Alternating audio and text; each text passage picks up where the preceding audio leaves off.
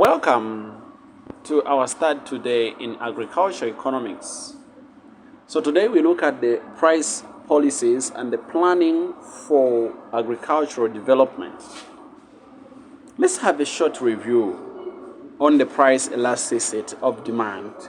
We learned that this helps us to determine how much the amount demanded will change in response to a change in price. Therefore, the only price elasticity of demand measures the sensitivity of demand of a good to changes in its price, that is to hold other variables constant, ceteris paribus. So non-positive capturing the inverse relationship between a quantity demanded and price. Shall we look at the classification value of elasticity? If it is equal to 0, and the quantity demanded does not change as price changes. The quantity demanded does not change as price changes. This is called perfectly inelastic. If it is the demand curve, then it is basically vertical. Then if it is between 0 and 1, then the quantity changes by a small change than the price. The price will change to a larger margin, but the quantity does not change, will change smaller, to a smaller quantity, This is called inelastic. Then again, if it is equal to 1, then the quantity changes by the same percentage or proportion as price. This is called unitary elasticity. If it is between 1 and the positive infinity, then the quantity changes by a larger percentage than the price. So understand that price will just change by a very small margin, but the quantity demanded will change by a large margin. This is called elastic demand. Then what if the elasticity of demand is actually infinity? This implies that the consumers will purchase all they can at a particular price, but none of the product at a higher price. They can purchase all they can at a particular price, but none of the product at a higher price. This is called the perfectly elastic. Other elasticity of demand concepts. Cross-price elasticity of demand. A cross-price elasticity of demand is a measure of how the quantity purchased of one commodity responds to changes in the price of another commodity, ceteris paribus. The income elasticity of demand also measures the responsiveness of the demand to changes in the per capita income, ceteris paribus. But now let's quickly move on to the elasticity of supply. What about elasticity of supply? The price elasticity of supply is a measure of how much the quantity supplied of a commodity responds to a change in the price of that good, keeping other factors constant. Therefore, the price elasticity of supply shows the percentage change in quantity supplied as a result of the percentage change in the price of that particular commodity. Therefore, this will be dQ dP times P over Q, where Q represents the proportional change in quantity supplied and the dP over P represents the proportional change in price.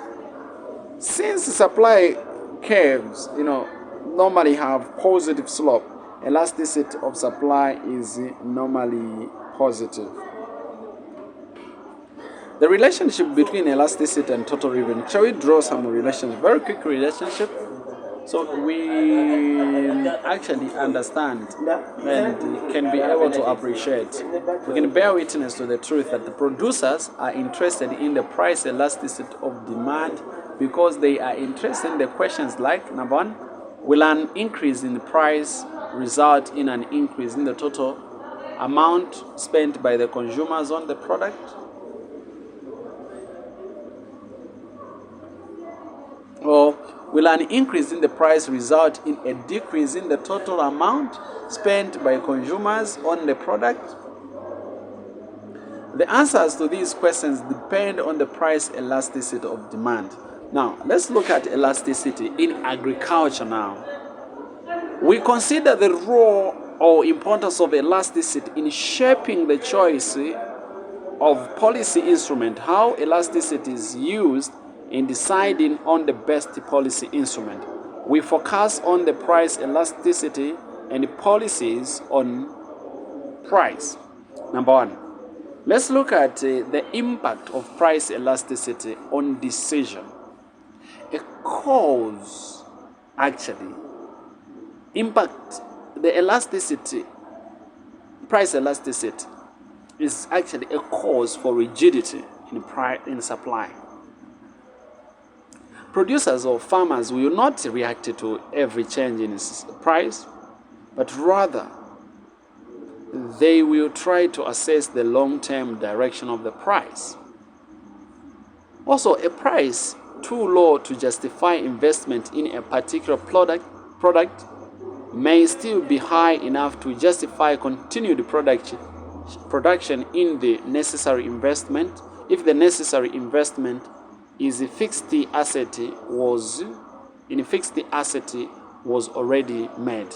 So you're saying also a price that is too low to justify investment in a particular product, it may actually still be high enough to justify continued production in the necessary investment in a fixed asset was already made.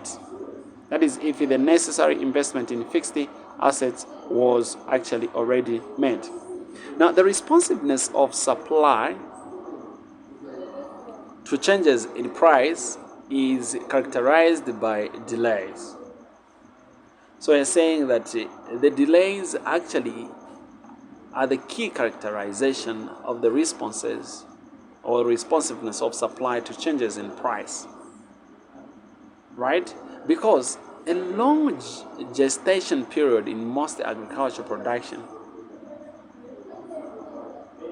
that implies that there is always a long period between the change in the stimuli and the resulting change in quantity. There are those delays.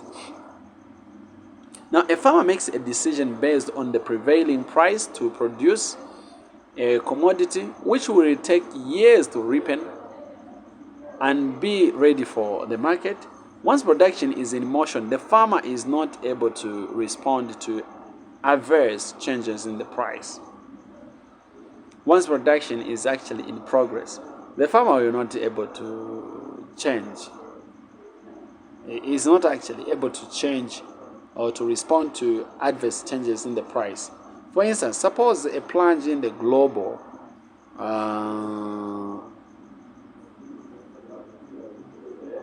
let's say price of cotton occurs around 18 April. Farmers cannot cut back on their production of cotton because it would have been too late. So the decisions affecting the amount of cotton output were done already. So the farmers will have no option but to harvest and supply the cotton even at a price they would otherwise not have produced. Okay. So now, due to the inertia in the market, okay, a policymaker is supposed to take into account the nature of the supply elasticity before settling on a pricing instrument. It is extremely important for a policymaker to take into account the nature of the supply elasticity before settling on a price instrument. This is because of the inertia in the market. Okay, that is to say, today's price of maize can only be observed to affect output in the following period. So the policymaker must be sure that the incentive or disincentive given through price should ultimately pass to output.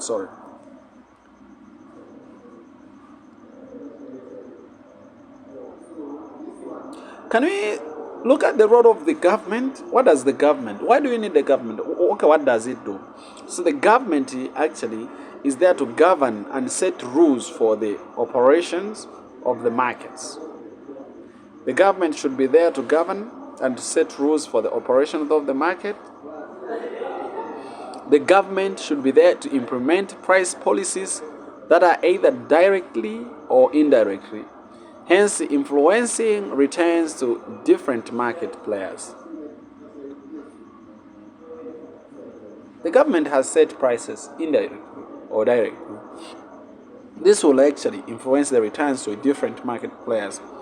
Now let's look at, depending on how the intervention affects the returns to investment in a sector, there is actually a potential for investment to move towards or away from the particular sector. So this actually depends on how the intervention affects the returns to investment in a sector. There is a potential for investment to move towards or away from the particular sector. Shall we look at the causes and the range of government intervention? So the government would always intervene in the market in order to understand why assumptions of free market need to be restated. Let's look at the externalities now. The government will intervene because of the existence of the externalities. That's the first reason. Why should the government intervene? Okay. Number one, externalities.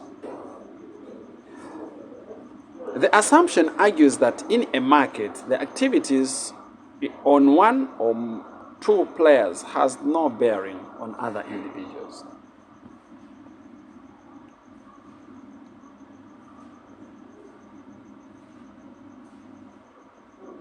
However, people are so interconnected that activities of one farmer or consumer affects positively or negatively others not party to the transactions. So for example, improper farming habits of one farmer will have a negative bearing on surrounding farmers. This creates a divergence between private and societal evaluation of the costs and benefits. As such, if allocation is left to individuals, the resulting allocation may not be maximizing the welfare of the society. Therefore, we need the government. What are some of the ways in which the government can intervene? It depends on the type of the economy. Number one, there's an economy that is totally planned economy. This is a situation where the government controls the market. They set the price and other market modalities. This is sometimes referred to as the command economy, because the prices and the quantities are as commanded by the loving and caring government. So the government will set the quantities, the government will set the prices at the same time. What do you have here? An opposite of a command economy, where government only provides incentives and disincentives to direct investment. This by way of indirect influences on price or quantity. Subsidies and taxes are a common means by which government influences price of different commodities.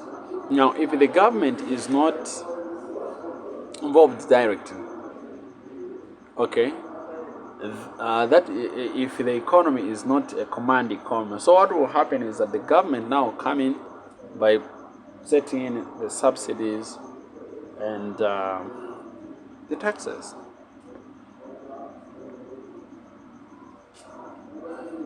And this will influence the price of different commodities actually.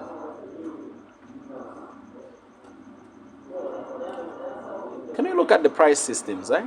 Price systems refers to the system used to generate the price of a commodity. That is pricing system.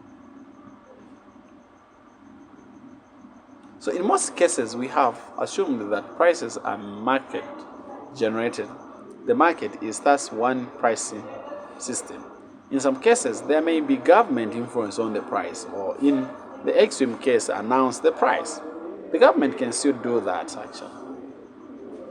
Now, what are some of the questions to focus on? Who participates in the determination of this very price? Do farmers participate? What about the consumers? Also, we can look at the pricing of agriculture inputs. How is the price of fertilizer determined? Those are questions we should ask ourselves. How is the price of fertilizer determined? Do we have reason to believe it is purely market determined? If not so, then who determines has an influence on the profit margins from agriculture?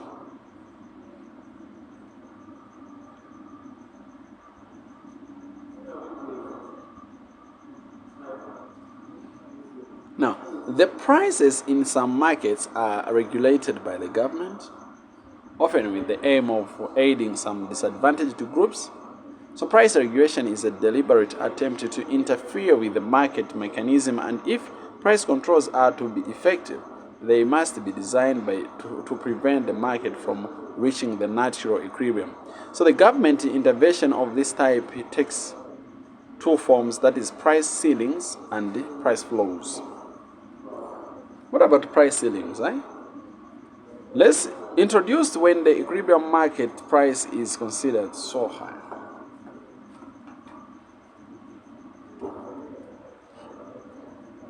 So the equilibrium market is considered to be so high. If it prevailed, some groups within society would be severely disadvantaged. Price ceiling. So, after an increase in the demand, actually, the government announces that P0 is to be set as the maximum price at which the commodity is to be sought.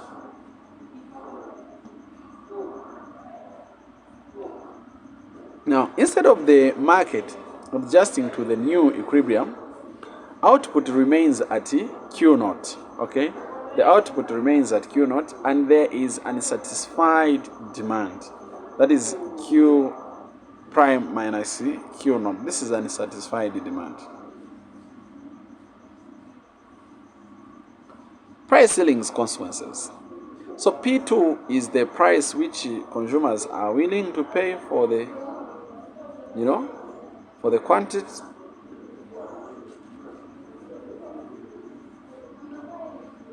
Since producers cannot raise the price openly,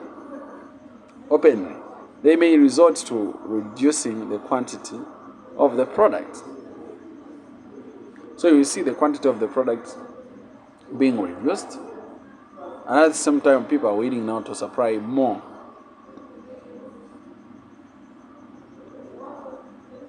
To others. The black markets in which the regulated product is traded illegally at a price higher than P0 will be created. Such a policy may work counter to whatever objective the government had to introducing them. What about the price floors? When the disequilibrium price is considered to be too high,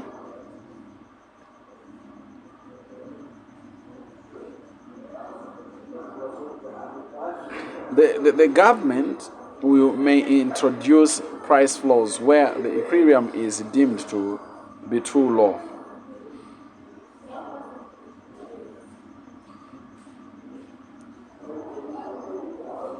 In this case, pH might be set as the lowest price at which the product can be sought,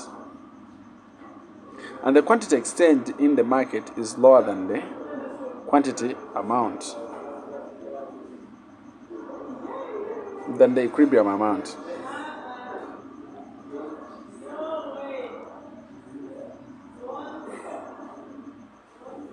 So, to ensure that pH remains, government will act as a buyer of last resort. So the black market problem replaced by the problem of disposal of government stocks of the support commodities. This is what is happening now. During the price floor, always usually the government is a buyer of last resort. Can we look at the role of agricultural prices in economic development? Right? So the role of agricultural prices in economic development is connected to the importance of the agriculture sector in the development of the economy. So many sectors depend on the agriculture sector for inputs. The agriculture sector provides a market for output from other sectors. It is a dominant employer actually. So households depend on the sector for their livelihood. That's the role of the agriculture prices in economic development. So the role of agriculture prices. Let's talk about the short run period. The structure economist argument is that the prices of agriculture output should be kept low so as to promote industrialization. With lower agricultural output, the industries will get cheaper raw materials. Keeping food cheap for the urban population also alleviates the pressure to demand for higher wages, which would trigger a spiral of inflation. In other words, keeping food prices low helps in keeping industrial wages low. Can you look at the role of agriculture prices in the long run? So, what is the starting point now? Although low prices are desirable in the short run, too low prices may kill the sector. So the producer may move investment to alternative crops because the prices are too low. Therefore, as the prices are pushed downward to accommodate the industries, attention must be paid to the welfare or incentives for continued production.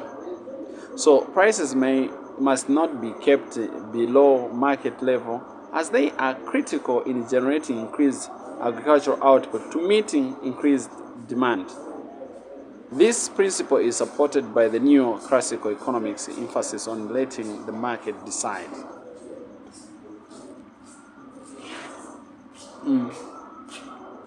What about agriculture price interventions and effects on development? Agriculture price intervention may involve use of different instruments with the intention of altering the price. Now, the intervention may change the price of the affected product, both in absolute and relative terms. So the producers are more concerned with the relative change, okay? So a farmer looks at how better or worse the price of one product is compared to another. This comparison will dictate the farmer's reaction to intervention. Let's look at the effect of intervention. The shifts resources among competing crops. When the government supports the production of one particular crop over others, it makes the supported crop look more lucrative than others. So the effect is that farmers will shift resources from producing other equally important crops to producing the supported crop. For example, the case of maize support in Zambia. Now, because of the artificial profitability of maize, other crops have suffered. Less than optimal amount of other crops is grown because of all farmers want to, produce maize.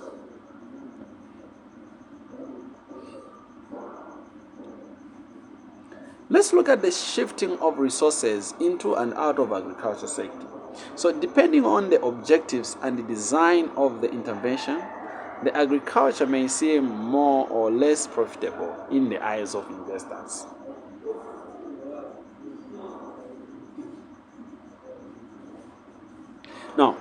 Now, if the intervention is such that it suppresses output prices, then the sector becomes less profitable compared to other, so less regulated sectors. So the result is that resources will move from the agriculture sector to other sectors. Now, little investment can be seen in the agriculture sector even when other sectors are receiving massive investment, which may lead to stagnation in the agriculture sector. Now, with less investment comes less capital. As a result, the labor productivity is low owing to a lower capital labor ratio. because of low productivity. So wages will also be low in the agriculture sector. Thank you so much for listening, and you have been a good